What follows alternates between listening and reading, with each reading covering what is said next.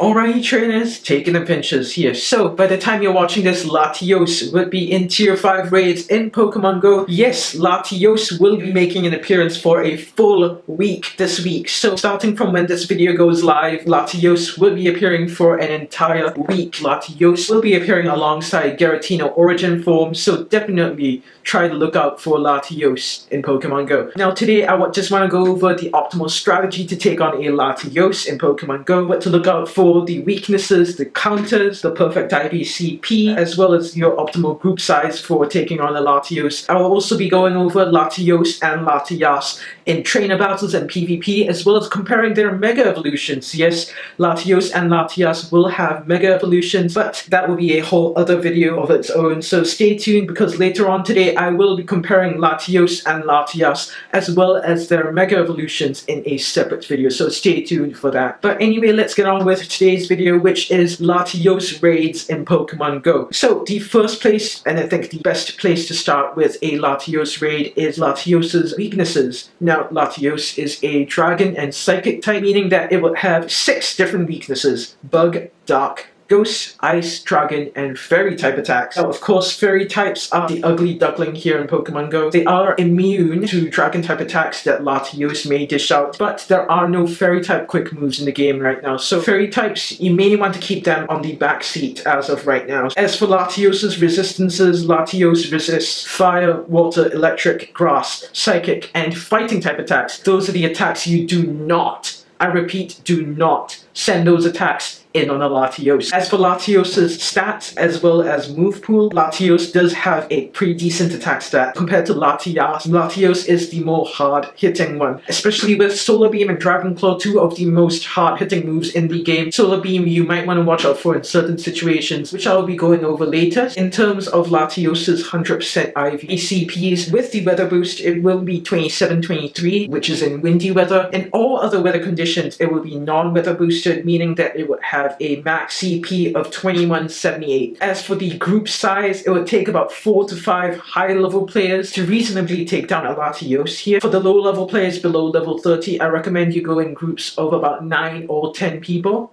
That is the most reasonable amount to take on a Latios. Now, in terms of Latios's counters, you have a lot to pick from in the Dragon type department. Now, when talking about the best Dragon type counters, the 2 that come to mind are Palkia and Rayquaza. Rayquaza has a higher attack stat than Palkia, so you might want to send in your Rayquazas with Dragon Tail and Outrage, but Rayquaza isn't as tanky as Palkia. With Dragon Tail and Draco Meteor definitely does a lot of damage on Latios. However, I'm aware that those are legendary Pokemon and pretty hard to get access to, so in that case you might want to send in your Dragonites or Salamanders. Of course, Dragon Tail and Outrage would be the best moveset on the both of them, especially if you have attended Bagon Community Day. Dragon Tail and Outrage on Salamence is definitely the better moveset of the 2 monotype Dragon moves that Salamence has access to. However, if you do not have an Outrage Salamence, Draco Meteor still works fairly well, I would say, on a Salamence. In fact, they do comparable DPS, so definitely Dragonite and Salamence with either Dragon Tail Outrage or Dragon Tail Draco Meteor would be reasonable picks if you don't have those legendary Dragon types. If you want a more tanky counter, Dialga is the way to go,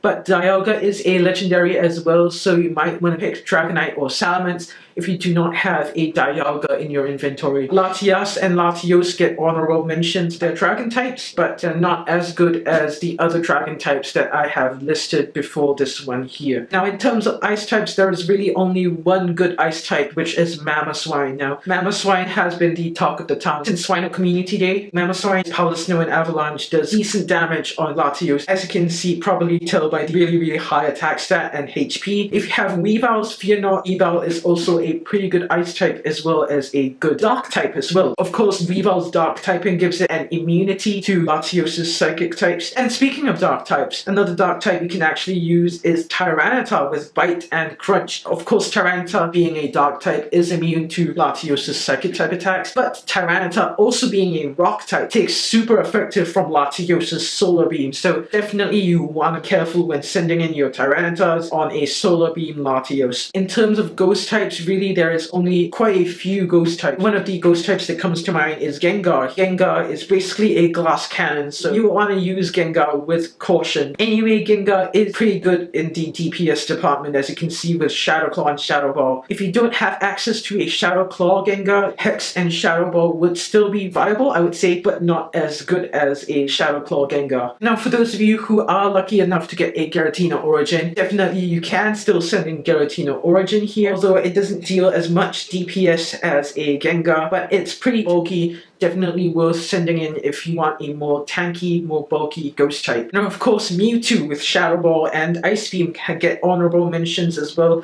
For those of you who have Mewtwo with Shadow Ball and Ice Beam, those are pretty good counters, especially with Mewtwo's really high attack stat right there. 300 base attack, that is insane. Now, I just want to give honorable mentions to the following Pokemon here. Groudon with Dragon Tail Earthquake. Of course, abilities do not exist, so Latios does not get Levitate here. If you want to spam Earthquake, do so as you wish. Latios takes neutral damage from Earthquake.